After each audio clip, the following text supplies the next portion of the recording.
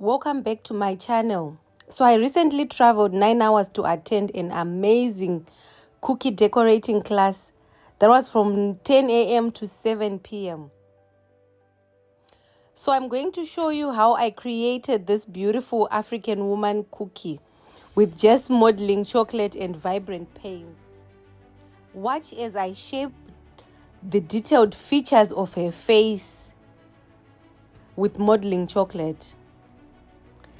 Here I've been adding the hair as well to her head. I also added a top, a lovely ruffled top, and a head wrap and some flowers with earrings to make her pop up like an African woman. Here I'm just adding the color to make her come to life. I brought her to life with bold, eye-catching colors that make everything pop. And I'm thrilled on how it turned out. If you've enjoyed this video, please like, subscribe, and hit the notification bell, and share your thoughts and creations in the comment section. Until next time, happy decorating.